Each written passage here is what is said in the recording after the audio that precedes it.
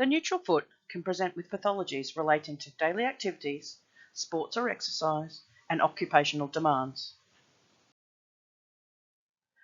From the posterior view, this foot may present with the calcaneus vertical, or very mildly inverted or everted in the frontal plane, with even malleolar curves, and the toes equally visible on the medial and lateral sides.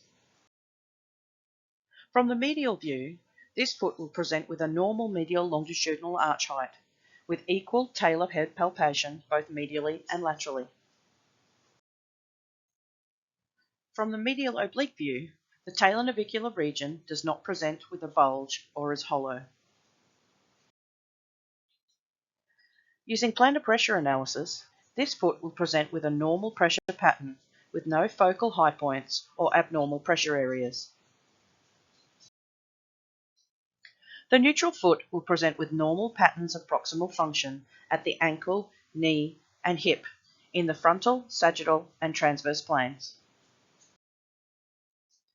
It will display an optimal pattern of high gear toe-off through the first MPJ, with good windlass function of high range, low force, and immediate activation. The forefoot will be stable during propulsion. The neutral foot will also present with a relatively normal or only mild variations to the expected gait timing events from heel strike and foot loading through mid-stance and into propulsion and toe-off. Despite relatively normal foot function, your patient may still present with pathologies relating to their lifestyle or other factors. Your patient may present with pathologies relating to the demands of daily activity, sport and exercise, or their occupation, pushing tissues beyond their functional capacity while still displaying normal or only mild variants of foot function.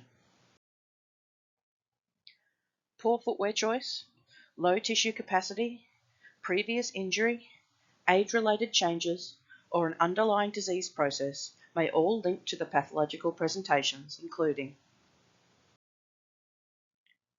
forefoot pathologies, general forefoot pain or metatarsalgia, neuroma symptoms, or metatarsal capsulitis, bursitis, or neuritis. Midfoot pathologies, including plantar fascia or medial arch strain, mid-tarsal joint or Lisfranc injuries, or midfoot osteoarthritis. Rearfoot pathologies, including plantar fasciitis, plantar heel pain, or fat pad syndrome.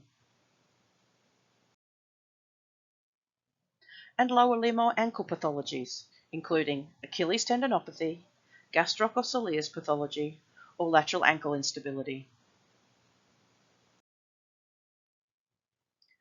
Or leg, knee, hip, and back pathologies, including those affecting the patella or patellofemoral joint, the meniscus, sacroiliac joint, or the lower back.